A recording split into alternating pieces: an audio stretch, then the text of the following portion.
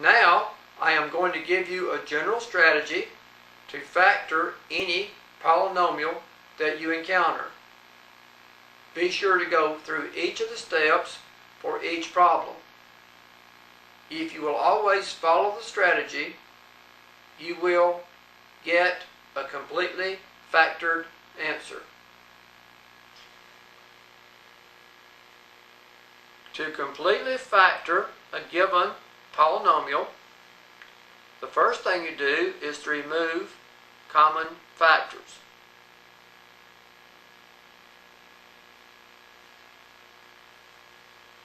If you have a binomial, use a formula. Now the only formula that we have will be the difference of two squares.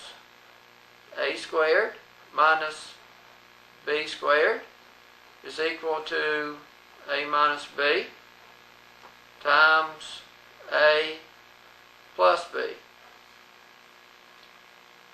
If the formula doesn't work for a binomial, you may assume that it is prime. If you have a trinomial, use guess and check.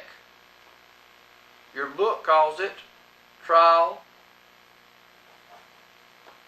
and error.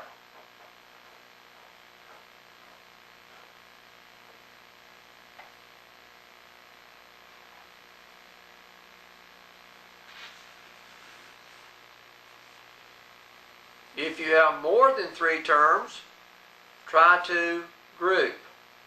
So if you have more than 3 terms, try to group.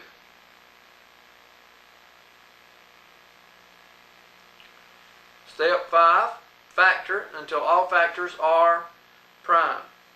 Factor until all factors are prime.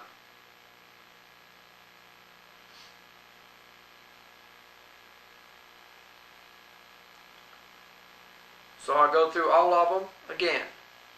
To completely factor a given polynomial, 1. Remove common factors. If you have a binomial, use a formula. If you have a trinomial, that means 3 terms, use guess and check. If you have more than 3 terms, try to group. Factor until all factors are prime.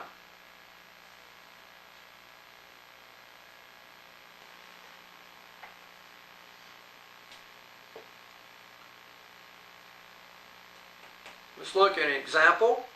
Let's factor completely.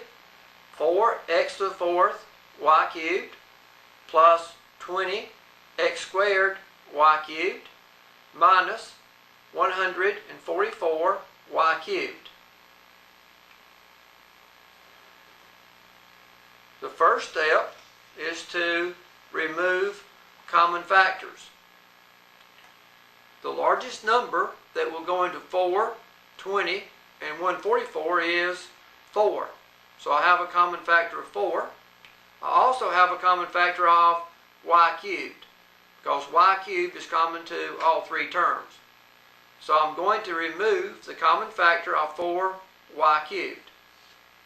Once I divide out the common factor of 4y cubed, I have 4y cubed times x to the 4th plus 5x squared minus 36. 4y cubed will go into 4x to the 4th y cubed, x to the 4th times. 4y cubed will go into 20x squared y cubed, 5x squared times. And 4y cubed will go into 144y cubed, 36 times. Now I'm left with a trinomial. If I have a trinomial, I should try to factor it by guess and check.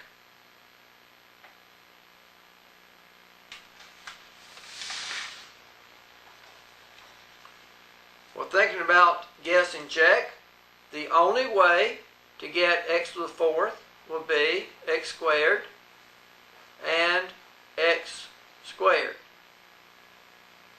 This tells me my signs will be different.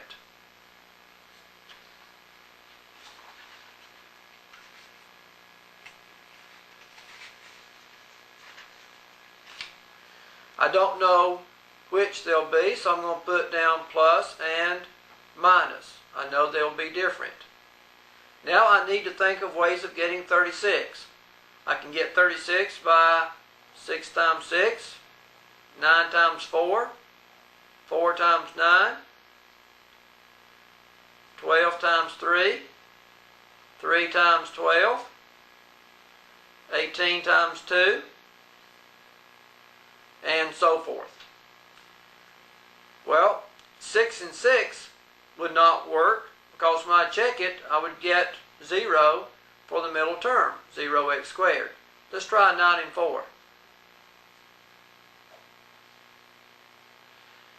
Okay, for the check, x squared times x squared is x to the 4th. X squared times a negative 4 is a negative 4x squared. 9 times x squared is a positive 9x squared. 9 times negative 4 is a negative 36. So I get x to the 4th plus 5x squared minus 36. So I see that x to the 4th plus 5x squared minus 36 does indeed factor into x squared plus 9 times x squared minus 4. So my next step would be to bring down the common factor and write x to the 4th plus 5x squared minus 36 as x squared plus 9 times x squared minus 4. Now will any of these factor? Well, 4y cubed is a monomial, so I just bring it down. What about x squared plus 9? Well, x squared plus 9 will not factor because that is the sum of two squares. So I cannot factor x squared plus 9. But I can factor x squared minus 4 because that is the difference of two squares. The square root of x squared is x. The square root of 4 is 2. So I can factor again to get 4y cubed times x squared plus 9 times x minus 2 times x plus 2. Now I'm through because all of my factors are prime. 4y cubed is prime. X squared plus 9 is prime because it's the sum of two squares. X minus 2 is prime because I do not have squares. X plus 2 is prime because I do not have squares.